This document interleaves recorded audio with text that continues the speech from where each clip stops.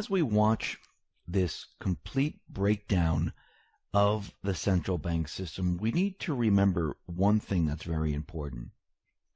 The American people, and not just the American people, the world has never seen a central bank system implode on itself.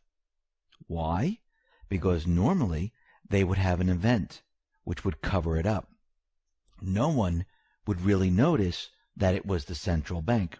The problem that the central banks are having right now is that they don't have that event they wanted. They are completely exposed, and they know it. And if you really listen to what the IMF is saying, what the other central banks are saying, they're scrambling to figure out a way on how to explain why the world, why the growth is slowing, why everything is deteriorating, why everything is imploding, and why we're approaching another crisis. Because remember, during the period from 2008 all the way up to 2016, they told us everything was great. And actually, going from 2008 to 2016, and we reported on this many, many times before, they told us that this is a slow recovery. The economy's getting better. This is what it looks like.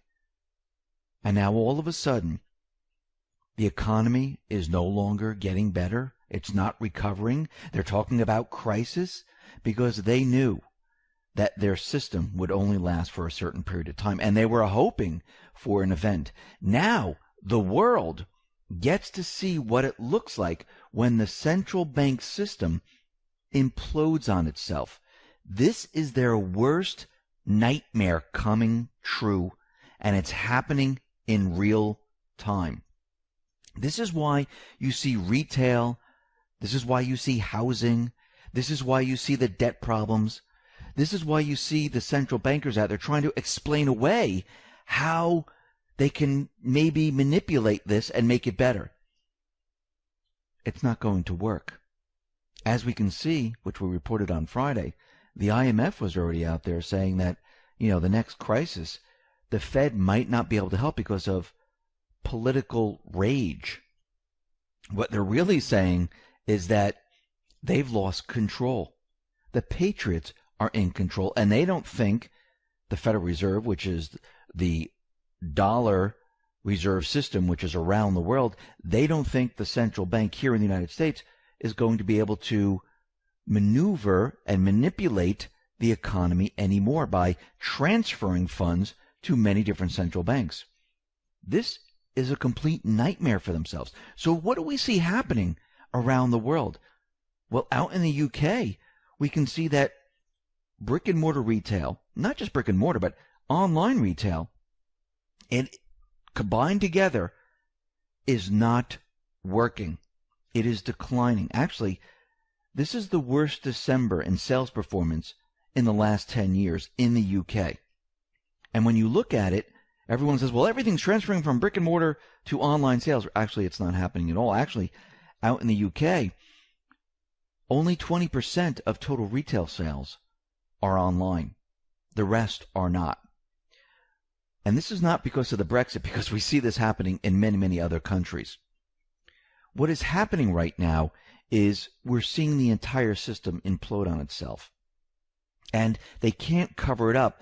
I remember going way, way back in the beginning, not in the beginning of time, but back to 2008 when we were going through this recovery. Any time something didn't go the way they wanted, and they blame retail back then on weather. And then when it was sunny out, they couldn't blame it on weather. So then they started to blame it on online sales. And then when you looked at the online sales and brick and mortar combined and sales were still weak, they couldn't figure out what else to do. This is what it looks like when a central bank system is imploding on itself. And the mainstream media, the central bank, the deep state, they're having a very difficult time explaining away why all of this is happening. Now, we know the plan is to bring down the system and expose it all.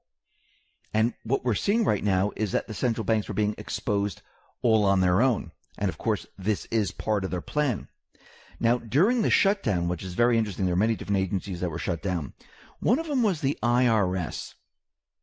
And the IRS, they are saying that because of the shutdown, they are buried in millions of unanswered taxpayer letters. They're weeks behind schedule on training for workers, and they're needing to hire thousands of new employees for this tax filing season. And it might take months or a year to recover from this. Now, you need to think, was this part of the plan? Because we know if we're going to bring down the central bank, we're going to be bringing down the IRS. And when you look at this, you can see that this is going to be a problem. Now, we know there's two bills that are floating in the House, H.R. 24 and 25. One by Thomas Massie, which says audit the Fed. The other one is abolish the IRS. And we know to bring down this system, we need to bring down all of it. We just can't do one or the other. And we understand that to expose the deep state, you need to have an event. You need to show the people why they are responsible. And we know that the deep state, they don't want this to happen. We know the central bankers, and I'm talking about the Rothschilds, I'm talking everything above the Fed, everything above Powell. They don't want this to happen. This is why the IMF is out there frantically trying to figure out what they can do to solve this problem. But it looks like, from what we're seeing right now, the patriots are in control of the central bank here in the United States. Trump has been tweeting out and contradicting the Fed for quite a while, telling the Fed what to do, when to do it.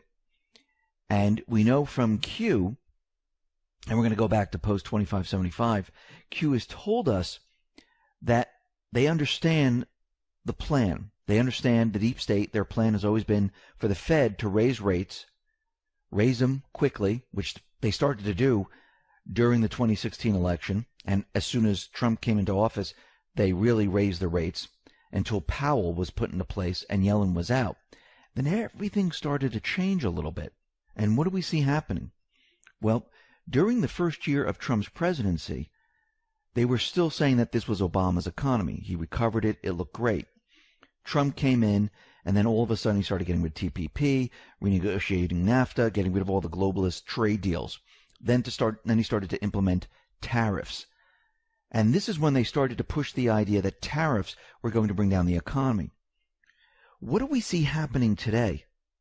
Well, this is very interesting because the central banks are starting to realize they are no longer in control of the Fed. And remember, there's different central banks around the world. The ECB, we have the IMF, we have the BIS, we have the Federal Reserve.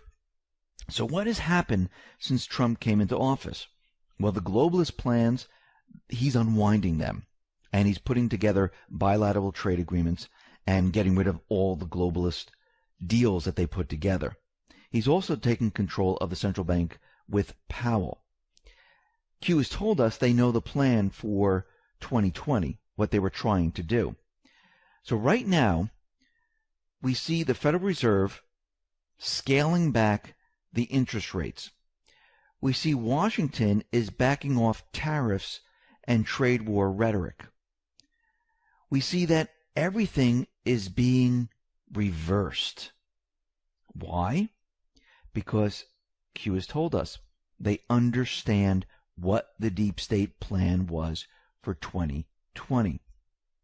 Now, we understand that there are certain individuals that are going to be running in 2020 because they do believe it's a sure thing that Trump is going to be thrown out and they're going to be able to take his spot. Because remember, their plan is to destroy the economy during this period of time. What they don't understand is that Trump, the patriots, they are in full control right now.